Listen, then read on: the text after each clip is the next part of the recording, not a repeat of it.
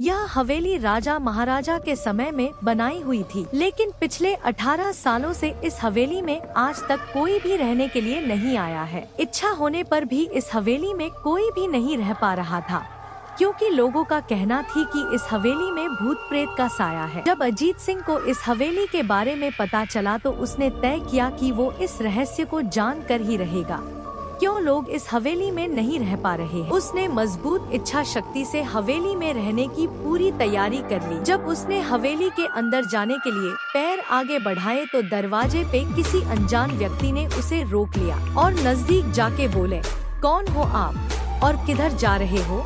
अजीत सिंह ने जवाब देने के बजाय उसने सामने सवाल किया, जी आप कौन?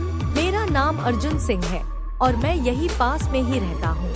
अजीत सिंह ने कहा, ओ अच्छा, मैंने सुना है कि यह एक भूतिया हवेली है और यहाँ कोई नहीं आ पाता है, इसलिए मैं इस हवेली में एक दिन रुकने का फैसला किया है। अर्जुन सिंह ने कहा, जी हाँ, आपने सही सुना है और आप भी अंदर मत जाइए, मेरी माने तो आप भी वापस लौट जाइए, यहाँ बहुत खतरा है।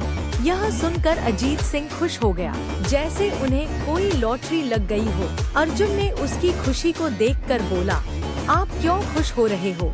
आपको तो भूत का नाम सुनकर डर लगना चाहिए। शायद आपको पता नहीं होगा कि मैं भूत प्रेत में काफी दिलचस्पी रखता हूँ। अगर इस हवेली में भूत है तो मैं अंदर जरूर जाऊँगा और सारी सच्चाई का पता भी लगाऊंगा। इतना कहकर अजीत सिंह उस हवेली में चले गए। अंदर जाके अजित ने अपनी बैग को साइड में रखा और हवेली के चारों ओर देखने लगा। सारे रूम भी चेक कर लिए। बाद में ड्राइंग रूम में आके सोफे पर बैठ गया। उसने वहाँ बैठकर दारू के 2-4 पेग भी पिए। वहीं अचानक उस रूम में लाइट का एक बल्ब चालू बंद हो, लेकिन अजीत ने उस पर ध्यान नहीं दिया। थोड़ी देर बाद दूसरा बल्ब चालू बंद होने लगा। फिर तो हवेली की सारे लाइट चालू बंद होने लगी। अजित ने चारों ओर सतर्कता से देखा और बड़ी आवाज में बोला, तुम जो भी हो सामने आकर के बात करो। वहीं एक बड़ी परछाई उसके सामने आई। अजित ने उस परछाई को देखकर बोला, कौन हो तुम और क्यों मुझे मारना चाहते हो? परछाई, तुम्हारी भूल के कारण। अजित, मेरी भूल? मैंने कौन सी भूल की? परछाई, इस हवेली में आने की भूल। मैं किसी को भी इस हवेली में खुश नहीं देख सकता। अजित, लेकिन क्यों? तो परछाई ने जवाब दिया, आज से 18 साल पहले इस हवेली के मालिक ने मुझे यहीं पे ही मार डाला था। मेरी कोई गलती भी नहीं थी। इस कारण की वजह से मेरी आत्मा इस हवेली में भटकती रहती है। मैं किसी को भी इस हवेली में नहीं रहने दूंगा, क्योंकि इस हवेली में मेरा खून हुआ था। इस हवेली में जो भी रहने के लिए आएगा उसकी मौत होगी। अजित ने कहा, मैं तुम्हें अपने असली रूप में देखना चाहता हूँ। तुम्हें मारने से पहले मैं तेरी यह इच्छा अवश्य पूरी करूंगा। और उस परछाई ने एक भयानक दरमियाना रूप ले लिया।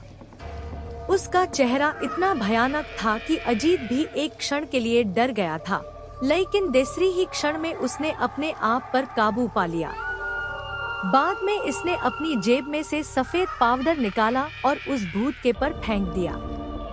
भूत के पर पाउडर पड़ते ही वो जलने लग गया। बड़ी बड़ी ज्वालाएं उठने लगी। वो बहुत जोर जोर से चिल्लाने लगा और बाद में पूरी तरह से जल गया। उसके बाद अजीत ने चैन से सांस लिया और वहीं पर सो गया। दूसरे दिन सुबह जब अजीत को सही सलामत हवेली से बाहर आते देख अर्जुन को आश्चर्य हुआ। अर्जुन ने अजीत से पूछा, तुम कैसे जिंदा हो? जब अजीत ने अर्जुन को कल रात को घटी घटना को पूरी तरह से बताया और बोला, अब यह हवेली भूतिया हवेली नहीं रही। दोस्तों, आपको यह कहानी राजस्थान के कोटा की भूतिया हवेली कैसी लगी, प्लीज हमें कमेंट करके जरूर बताएं।